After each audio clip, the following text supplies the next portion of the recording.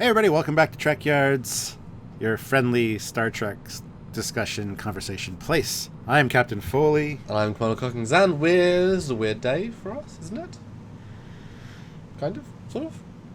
Well, maybe. We're starting something new. And this is an interesting little kind of side podcast thing we're going to be doing. We're talking about our favorite ships from specific eras, so not necessarily the hero ships. We've kind of nixed, like, for example, this first one is going to be about the TMP era. So any of the original cast movies, we got to pick a favorite ship, but it can't be the refit Constitution class because that would obviously be the winner.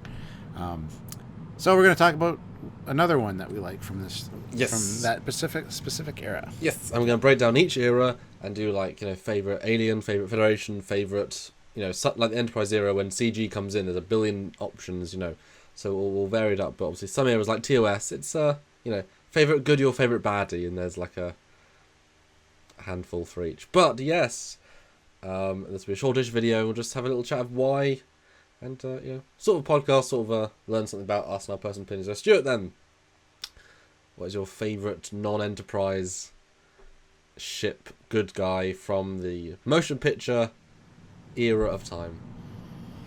I'm going to have to say the Oberth class, the USS Grissom from Star Trek 3. I really like the uniqueness of it. Now, do I want to go into my explanation now, or do you want to tell me yours first? Oh, yeah, I'll jump in there.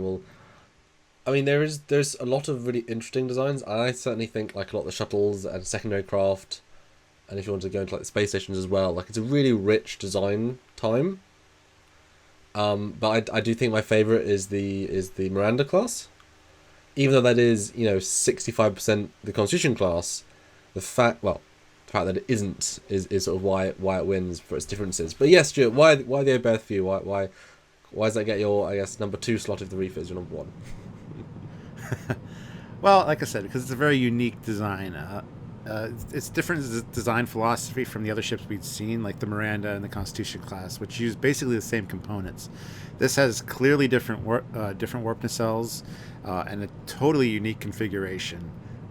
Being a science vessel, it has a different mission profile. So I love that there's something different there, and it's a lot smaller of a ship, so it suits its purpose fine. It's just doing surveys of planetary surfaces, things like that. So I really like the new aesthetic, and those warp nacelles, the short stubby warp nacelles, but kind of the unique taper on them, I think is really neat, and it kind of speaks to the fact that there are probably more companies doing design contracts and stuff in the era than just Starfleet and just the Federation, and I think that's a neat aspect to the ship. So well I was going to say the Oberth is interesting because it actually raises more questions than it answers.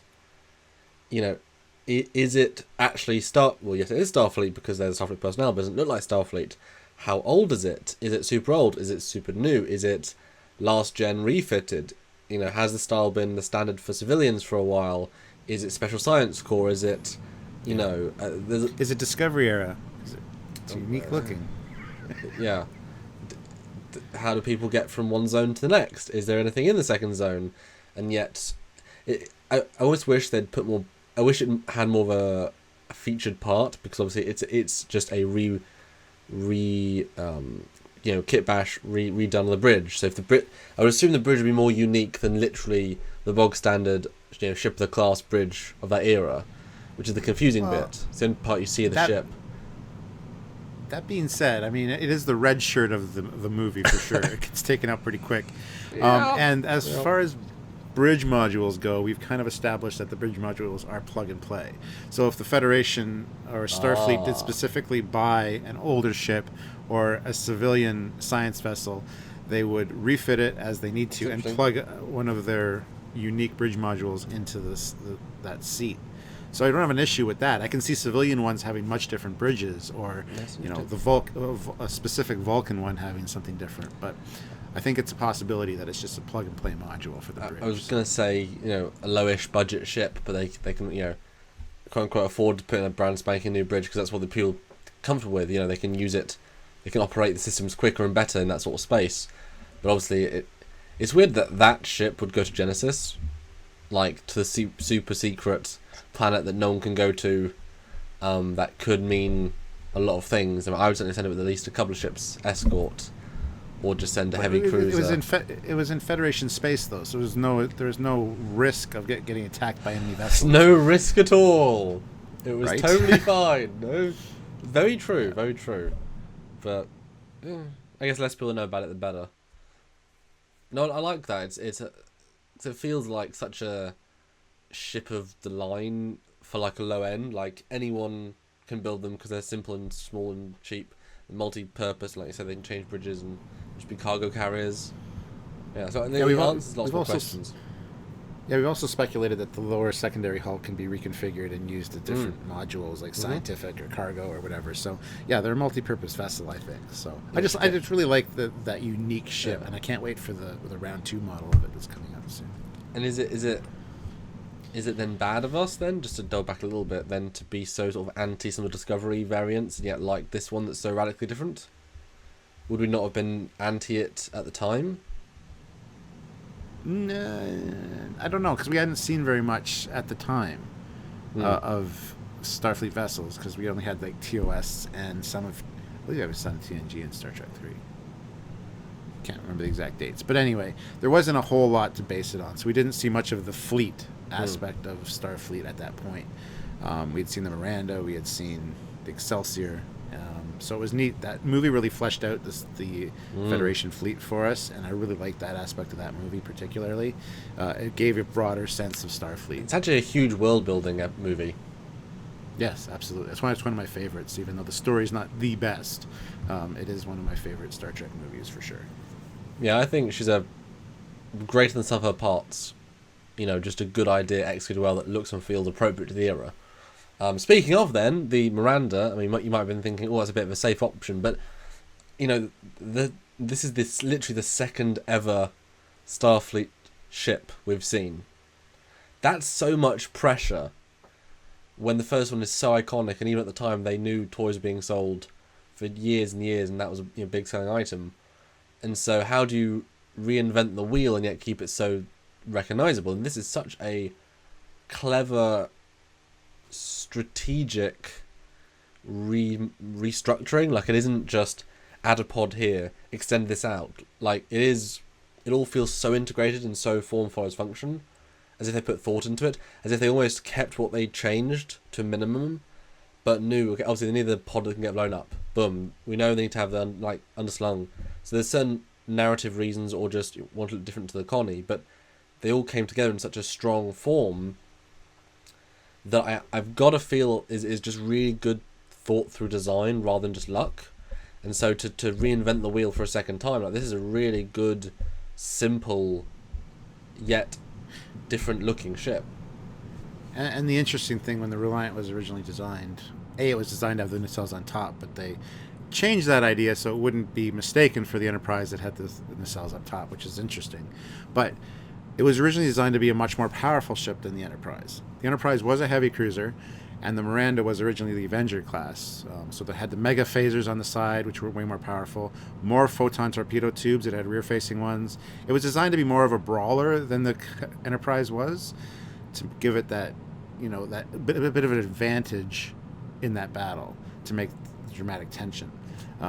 So it was interesting the way that it eventually got retconned into be like a light cruiser, which was not as powerful as the heavy cruisers, which was odd. And that's when it became the Miranda class because of TNG. So yeah, originally it was designed to be something more powerful than the Enterprise, which was a cool doesn't idea. I mean it doesn't come across in the movie per se.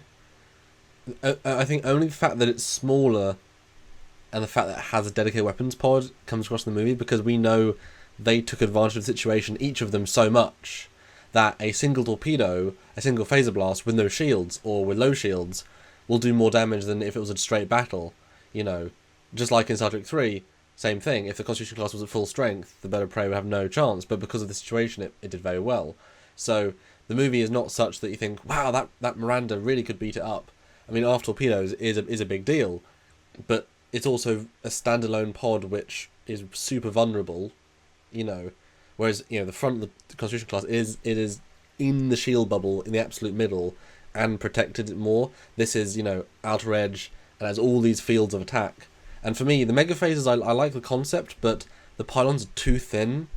If you're really telling me these phasers are infinitely stronger than the other ones, then power feeds that I need to go into that for stability and for power should be something really like visibly like, wow, this needs to be chunky. They don't have that vibe to me.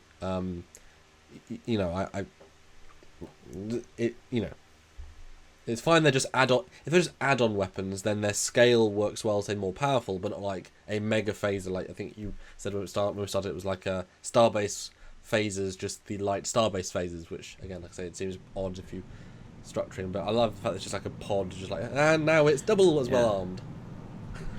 Yeah, well, they kind of took what they established in the motion picture and extended it a little bit, because we learned in the motion picture that the new phasers integrated the warp, or the plasma from the warp engines to enhance them. And I think that's what they were kind of going for with that look. They even look beefier. I know the feeds to them are the same kind of thickness as the struts. But with the way they hit the side of the Enterprise and just like tear it apart, I think that the intention was for them to be more powerful somehow. Whether that came across, I can't really remember how I felt at the time. But again, like you said, the shields were down. I mean, any ship, you're only as good as your technology, as we've said. Once the shields are down, you're pretty much vulnerable. Hit by a big rock, and it just pull right through the hull. Shields are Hit really by a rock important. this size at warp, and you're pretty much gone. Well, so. we sort of ignore those sized rocks, otherwise plot. I just like it because it's such a clever, yet simple. It's elegantly simple, and form follows function redesign that works so well. It is honestly, I do think, not to the same extent, but I do think it's lightning in a bottle for a second time. Absolutely, yeah. Yeah. And I love how they took the design and retconned it backwards and turned it into a TOS variant and all this for the extended universe. But then again, we've seen TOS Oberth class as well, which don't look as great. But I can see the Oberth now that we've seen Discovery and seen kind of what their nacelles look like, kind of longer, and I can see the Oberth being more of a relic from the past that was perhaps civilian and just kind of brought forward and updated a little bit. That works for me. So that's why I picked the Oberth. I thought it's a unique addition to the canon and something that's different enough that it stood out. Yeah, it's actually kind of a pretty ship, and it's in its own way. Yeah. Cool. There you go, Stuart. So what do you guys think? What's your favorite? Would you pick the Oberth? Would you pick the... I'm surprised you didn't pick the Excelsior, to be honest. I know a lot of people are going to pick the Excelsior. But why do you think I would? Just to ruffle my feathers. Which I hate that ship. It's a good-looking ship. Just, It is. Slightly oddly proportioned. Yeah. Just slightly though. It's like a slight off. But it is actually really nice to animate with. It looks good in motion. You never really got... until like Dominion War stuff, you didn't really get a good sense of it in motion. There's a lot of good stuff in that era. Yeah, and you did mention shuttles and starbases. We should probably do a separate episode on that kind of stuff, because there are a few shuttles from that era that I would definitely be interested in seeing what your favorite would be. So, but that's for the future. But right now, guys, in the comments section, put what your favorite the motion picture era ship is, and let us know. Of a goodie kind. We're doing a separate baddie kind. So this is of the goodie kind. Yeah, and this is only canon right now. We're not getting into FASA or anything like that. So just anything we saw on screen. We'd love to hear your thoughts. And who won this battle? Was it me or was it... It's not a battle. It's a personal preference. The Miranda would win against the Oberth. So, but anyway. But I'm surprised. I thought we were going to pick the same thing and be less interesting a video. But no, I was pleased to pick that because she's an absolutely lovely ship. Yeah. All right, guys, so we're looking forward to doing more of these and seeing your comments and thoughts. As always, like the video, subscribe to the channel, do all that good stuff. Click notify so you get notified when we upload, and we look forward to seeing you soon. And, of course, support our Patreon if you want to support what we do on a weekly basis, all of our videos and all of our bonus content. When something comes out on Trek, community were like, run, jump, talk about it, and get some good commentary out there. So please support if you can the monthly site, Patreon, or a one-time donation at trekyards.com. Click that donate button and give a little bit, because it all goes to our joint fund account that we can do cool things with, and you guys will benefit from the cool things. That's why they're cool. And things. That's right. And if you do love this kind of ship-to-ship comparison thing, you should check out the Trekyards Facebook page as well, because we do stuff like this on a regular basis. Yep. Which ship would win, battles, and just really cool stuff there. So check it out. It's a great community. So until next time, guys, I'm Captain Foley. And I am Quantum. And we'll see you guys very soon. Bye. Bye.